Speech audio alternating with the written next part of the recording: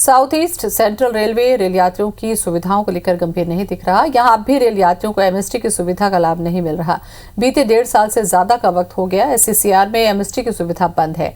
SECR की 106 ट्रेनें बीते 1.5 साल से ज्यादा समय से बंद है। इतना ही नहीं, इसमें भी सबसे ज्यादा 66 पैसेंजर ट्रेनें हैं जिनका परिचालन ठप पड़ा हुआ है। पैसेंजर ट्रेनों में ही सबसे ज्यादा एमएसटी धारक सफर करते हैं। ऐसे में एमएसटी धारकों को यात्रा के लिए दोहरी मार झेलनी पड़ रही है।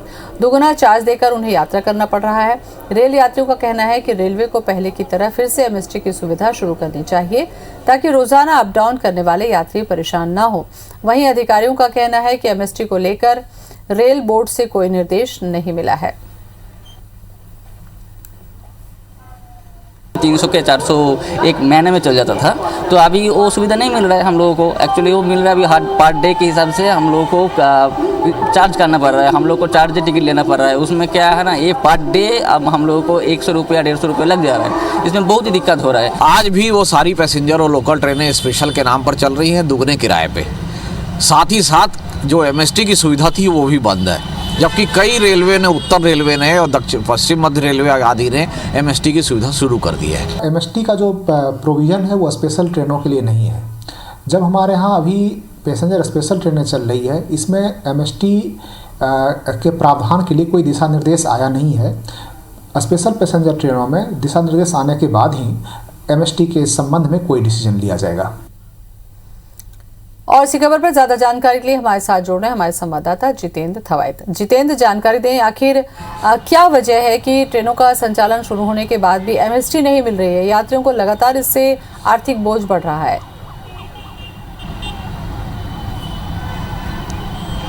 देखिए, सबसे पहले तो एमएसटी को समझिए कि एमएसटी अगर लागू रहता है तो यात्रियों को कितना फायदा होता है। अभी अगर कोई यात्री बिलासपुर से रायपुर जाता है तो उसको 100 रुपये चुकाना पड़ता है।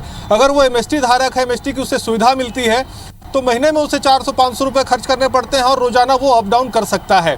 ऐसे में एक बड़ी मुश्किल अगर कहें यहाँ पर रेल यात्रियों को उठानी पड़ रही है।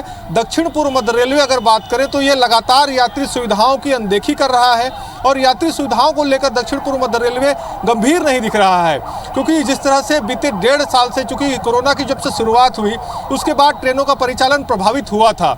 उसके बाद जब स्पेशल ट्रेनों की शुरुआत हुई, स्पेशल नोटिफिकेशन के साथ ट्रेनें शुरू हुई, उस समय से जो अगर बात करें तो एमएसटी की सुविधा बंद है। हालांकि बीते दिनों जिस तरह से रेलवे मंत्रालय ने एक निर्देश दिया था, रेलवे बोर्ड एक निर्देश दिया था कि ट्रेनों को पुनः अपने सामान्य स्थिति में फिर से उनका परिचालन किया जाए, लिहाजा बिलासपुर दक्षिण पूर्व मध्य रेलवे ने भी इसकी शुरुआत की। ट्रेनों को सामान्य परिचालन में यहाँ पर शुरू किया गया, लेकिन इसके बाद एमएसटी की जो सुविधा है इसको आज तक फिर से शुरू नहीं की जा सकी है। अब इसके पीछे अगर बात करें तो रेलवे के जो तमाम अधिकारी हैं वो रेलवे बोर्ड के निर्देशों का हवाला दे रहे हैं, लेकिन एक बड़ी बात यह भी है कि दक्षिण पूर्व मध्य रेलवे के लिए शायद अलग नियम बना है जिसके कारण रेल यात्री को सुविधा यहाँ पर नहीं मिल पा रही है, क्योंकि यही स्थिति दूसरे रेलवेज में भी है, लेकिन दूसरे रेलवेज ने एमएसटी की सुविधा शुरू की है। अगर बात करें उत्तर रेलवे की, पश्चिम मध्य रेलवे की, तो यहाँ पर एमएसटी की सुविधा कई ट्रेनों में शुरू की गई है। ऐसे में एक सवाल यहाँ पर खड़ा होता है कि जब रेलवे एक है तो यहाँ पर नियम अलग अलग कैसे अलग अलग रेलवेज के लिए हो सकते हैं? कहीं ना कहीं दक्षिण पूर्व मध्य रेलवे गंभीर नहीं है यात्री सुविधाओं को लेकर, इसलिए यहाँ पर एमएसटी की सुविधा अब तक शुरू नहीं की जा सकी है। हालांकि अब एमएसटी की सुविधा नहीं होने से रेल यात्री जो हैं वो लगातार परेशान हो रहे हैं, दोहरी मार उनको झेलनी पड़ रही है। यात्री किराया भी इधर अधिक देना पड़ रहा है। इसके साथ ही रेल यात्रियों को सबसे बड़ी जो समस्या आ रही है, ट्रेनों का जो परिचालन सामान्य नहीं हो रहा है, क्योंकि अभी भी अगर बात करें तो जोन की लगभग बहुत सारी जो ट्रेनें हैं, 100 से ज़्यादा ट्रेनें, 106 ट्रेनें हैं, वो अभी भी बंद है। इसमें सबसे बड़ी बात ये भी है कि 105 ट्रेनें यहाँ पर, 116 ट्रेनें अगर माफ़ कीजिएगा, 107 ट्रेनें यहाँ पर हैं जो पैसेंजर ट्रेनें हैं। उसमें 117 ट्रेनों में से केवल अभी 55 ट्रेनें ही यहाँ पर संचालित है। 66 जो पैसेंजर ट्रेनें हैं वो आज तक शुरू नहीं हो पाई हैं, क्योंकि लगातार जो एमएसटी धारक हैं वो पैसेंजर ट्रेनों में सफ़र करते हैं, उनको उसमें एमएसटी का लाभ मिलता है, लेकिन पैसेंजर ट्रेनें ही नहीं चलेंगी, सामान्य स्थिति में नहीं चलेंगी, उनको एमएसटी का सुविधा कैसे मिलेगा? तो कहीं ना कहीं यहाँ पर रेलवे प्रशासन को पहले तो ट्रेनों को सामान्य करना चाहिए। इसके साथ ही जो पैसेंजर ट्रेनें लंबे समय से बंद हैं उनको फिर से यहाँ पर शुरू किया जाना चाहिए। लगातार ये मांग भी उठती रही है अलग अलग फोरम पे, चाहे वो जेड की बैठक में ये सांसदों ने इस मुद्दे को उठाया है, विधायकों ने इस मुद्दे को उठाया है। इसके साथ ही तमाम जो रेलवे जोन संघर्ष समिति के लोग हैं, यात्री हैं,